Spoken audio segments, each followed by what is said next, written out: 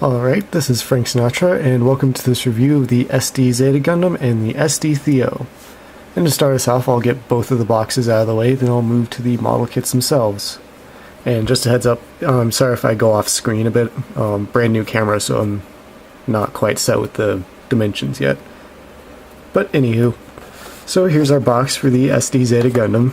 It's a 1999 release, so instead of a computer-generated picture of the Zeta, we have a drawn one. On both sides here, it's a little scaled down picture of the front one. On this side, it's promoting the Master Grade and talking about the Zeta Gundam from the anime. Then over here we would have pictures of the SD Zeta Gundam, but because this was sold in America and I bought it from Robot for Less, they're required by law to have these stickers on here. Here's the manual for the SD Zeta Gundam. It's nothing too special, really. Got the little colored fold-in picture of it in the back and it in the Wave Rider form. And then the standard instructions, plus the how to transform it into the Wave Rider, which I think is about as clear as dirt, so I'll actually show you a separate way to do it, which I think is a little bit easier. It does come with some glossy decals. This was the last kit I actually applied eye decals, so those ones are used. Then it has the eyes with eyeballs decal, and then the ones for if you're just doing out of the box, and these are for more detail stuff. Here's the SD Theo box. It's a 2001 release, so it's got the CG version of the Theo on it, with actually different colors, with this being purple instead of black, like it should be. But oh well. Anyways, same thing here, where the pictures are, they put these on, which I really wish they'd put it on this side. This side, it doesn't talk about the Master Grade, obviously because the Master Grade wasn't released until kind of recently, so wasn't here for the box. Then again, the little scaled down bits on this side.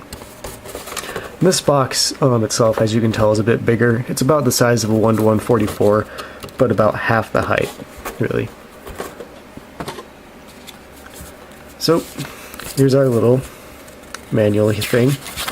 It also comes with a colored inside, no little comic thing, but it does talk about Patronus Sirocco. My camera doesn't want to focus, but okay. And on the inside, pretty basic stuff, and showing you the extras stuff that comes with it, like the hidden arms and stuff, and a painting guide, which is actually missing from the Zeta Gundam's manual. Then our standard pictures here in the back. And again, more glossy decals. I painted the mono eye on this one, so I didn't use the mono eye sticker there. But those are all the little decals. So on to the model kits. Just drag this down. And let's start with the Zeta Gundam. Down a bit more. Here's our SD Zeta Gundam. And for articulation, head goes down about that much and up about that much. Not really all that much. The peg joint in there doesn't allow for too much flexibility, and it can only turn about that far before it impacts this back bit of armor here. The arms themselves, they're on actually two separate types of pegs. There's a peg in here, and then there's a peg for the arm itself. So this part can kind of wiggle around, and this part can do a pretty good spin. And also, it can come out like so. Put these back. Okay. The feet themselves, they are on pegs, so they can go side to side a bit. And then the extra little joint down here allows them to go down for when transforming into Wave Rider. The wings for the Wave Rider form can come out. And then this little bit here can also rotate. Okay, for weapons on this thing, obviously got our little Zeta Gundam shield here.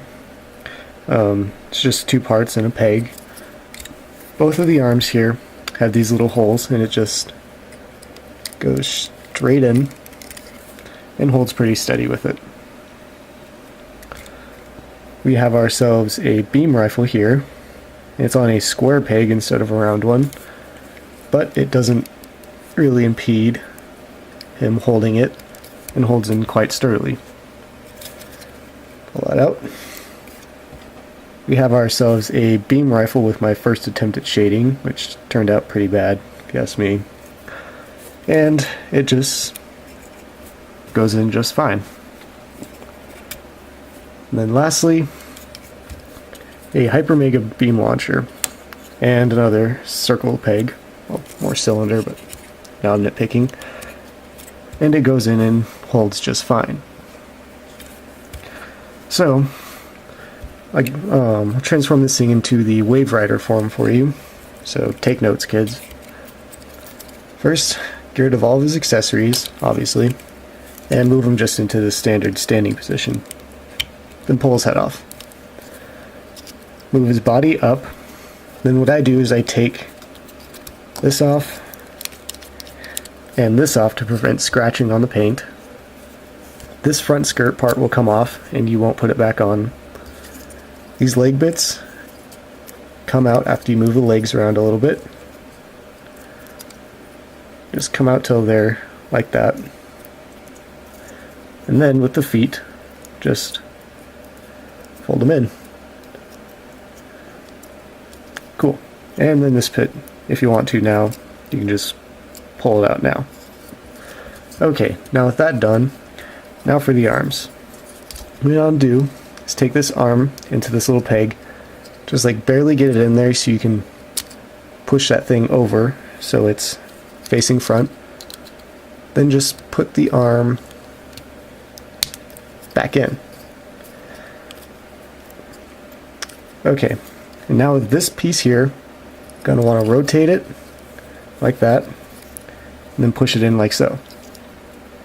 And then pull a wing out. Do it again. Move the arm. Move the poly cap. Put the arm back on. And then swivel it around. Pull it out. Now the shield bit took me a while just because it doesn't make too much sense. This peg will barely go into this little hole here, but once you kind of just get it there, it will hold. So just stick this on here. There we go. Though it may not look like it's holding, it's actually in there pretty darn good. So there's that much of the Wave Rider done. Next, take your little beam rifle, stick it into this little peg joint, little peg hole in here. And then lastly, if you so desire, take your launcher, pull the bipod off, and put it on the other side. Then, there are two little grooves up here. There are two little holes in the shield, which you can't really see all that well. If you can see those little white spots, that's scratch marks from when I put this in.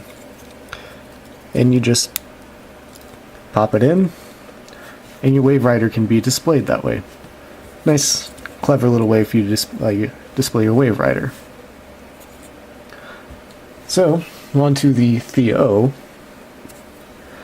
Here's the SD Theo, and it's actually got a lot more articulation than the Zeta Gundam, obviously from being a later release. So, let me pull this arm off. Okay, for head movement, it can go down about that much, and up about that much. Then for a round, full scale 360 spin. Very nice. As you can tell with this arm, it is a peg joint, and can swivel around a full 360. In these arms, there's a poly cap and a ball joint, and then this one is another joint here, allowing for that. And this ball joint can swivel around and the arm will stay still.